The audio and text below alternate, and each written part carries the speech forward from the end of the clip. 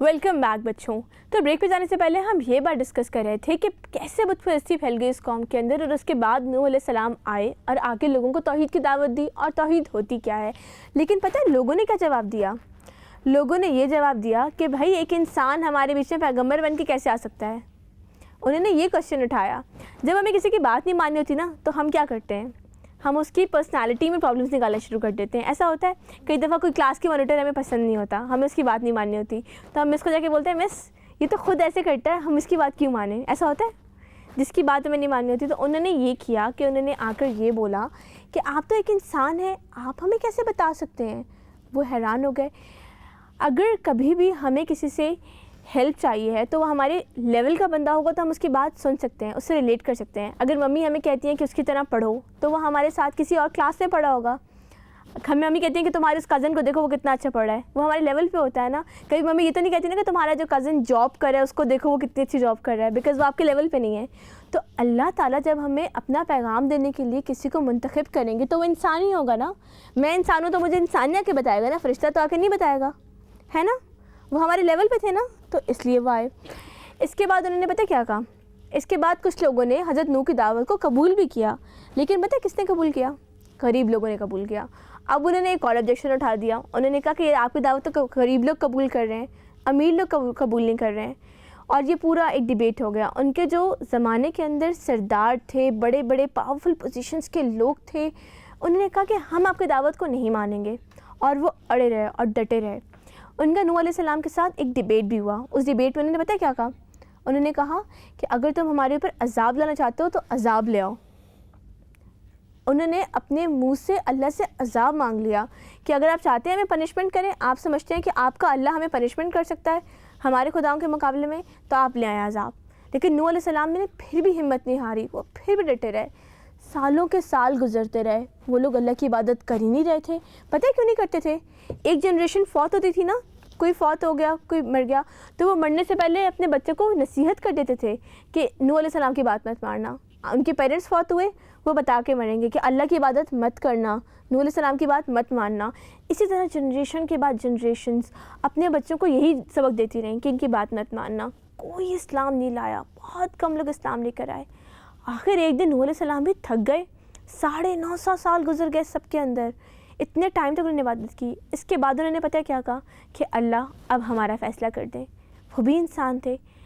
تو پھر اللہ نے پتہ ان سے کیا کہا کہ جاؤ اور جا کر ایک کشتی بناؤ. وہ بھی پہلی کشتی تھی جو دنیا میں بنی اس طرح کی، اتنے بڑے لیول کی. ایسی کشتی بناؤ جس سے پہلے نہ کسی نے دیکھی ہو، نہ اس کے بعد کوئی بنائے. اور پتہ کیا کیا؟ انہوں نے لکڑی لی، اوزار لیے، اور وہ جو جگہ تھی جو مین ان کا شہر تھا اس سے تھوڑا سا دور گئے اور انہوں نے ایک کشتی کو بنانا شروع کیا. وہ ایک صندوق کی شکل کی لگ رہی تھی جب وہ شروع میں بن رہی تھی. اس کو پورا پراپرلی فارم کیا، اس پہ کام کرتے رہے. لوگوں نے بھی ان کی مدد کی.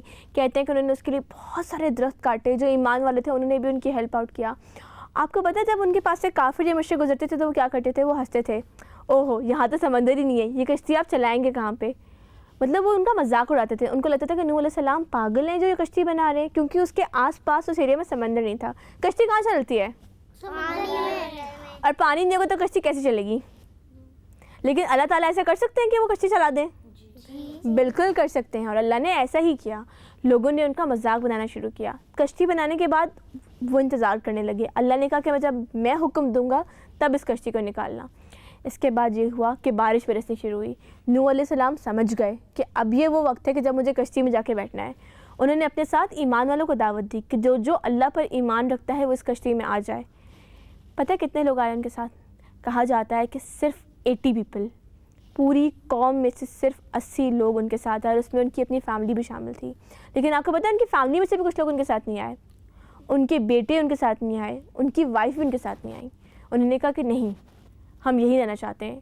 کیونکہ کسی کو اس بات کا یقین ہی نہیں تھا کہ کوئی ایسا ہوتا ہے کہ اس کشتی میں کسی کو جانا پڑے، یا اللہ تعالیٰ کا ایگزسٹنس ہے، یا اللہ تعالیٰ کوئی عذاب دیں گے.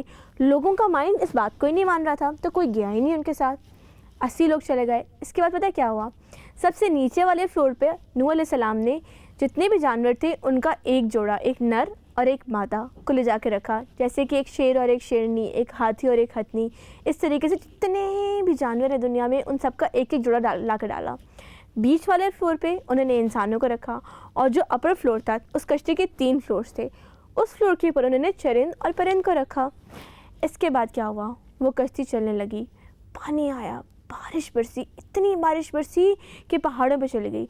जब उन्होंने अपने बेटे से कहा कि तुम भी आ जाओ इस कश्ती में, तो उसने पता है क्या जवाब दिया? उसने कहा कि मैं किसी पहाड़ पे चढ़कर अपनी जान बचा लूँगा।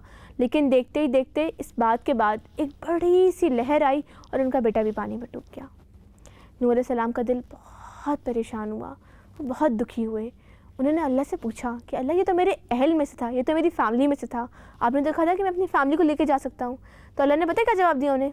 कि ये आपके अहल में से नहीं था। इसका मतलब पता है क्या है? इसका मतलब ये है कि अगर कोई इंसान ईमान नहीं लेकर आता, अल्लाह का इनकार करता है, तो वो हमसे रिलेट नहीं करता, वो हमारे साथ नहीं होता, वो हमारी फैमिली में से नहीं होता। नूह अलैहिस्सलाम को बहुत दुख हुआ। उन्होंने अल्लाह से माफ़ी मांगी कि मैंने आपसे पूछा ये बात कि ये क्यों नहीं आया मेरे साथ। अगर वहाँ कोई इंसान हमारी फैमिली में से भी होगा ना और हम नेक काम करते हैं लेकिन वो इंसान नेक काम नहीं करता, तो क़यामत के दिन अल्लाह ताला को वो आंसरेबल होगा। हमारी नेकी की वजह से कोई भी इंसान बच नहीं सकता। इसके बाद कितने साल गुजर गए, वो चेक करते रहे कि अब पानी सूखेगा, पानी उतरेगा। पानी उतरा, उन्होंने देखा पानी सूख चुका है और मिट्टी बाहर आ चुकी है। इसके बाद उनकी जो कश्ती थी वो जाके एक पहाड़ पे उतरी, लोग बाहर आए। नूह अलैहिस्सलाम ने अल्लाह को सजदा किया, अल्लाह का शुक्र अदा किया। जितने भी जानवर थे उनको आज़ाद कर दिया, परिंदों को छोड़ दिया और जितने भी बाकी लोग बचे थे वो सब के सब गरक हो गए। आप ये समझें कि एक तरह से उन 80 लोगों ने इस पूरी दुनिया को दोबारा से आबाद किया। दुनिया एक दफ़ा पूरी वैनिश होके दोबारा से बनी। हर जगह पानी आ गया था, फिर वो पानी सूखा, फिर लोगों ने नई आबादी की, नए घर बनाए, सब लोग मोमिन थे और फिर एक नई ज़िंदगी का आगाज़ हुआ। तो कैसी लगी आपको नूह अलैहिस्सलाम की कहानी? बहुत अच्छी। इस कहानी से आपको समझ में क्या आया है और आपने लेसन्स क्या लिए हैं, ये हम डिस्कस करेंगे एक ब्रेक के बाद। तो बच्चों हमारे साथ रहिएगा। नूह अलैहिस्सलाम की कहानी से हमारे लिए बहुत सारे सबक हैं। वो असबाक क्या हैं हम अपने प्यारे प्यारे बच्चों से पूछेंगे एक ब्रेक के बाद।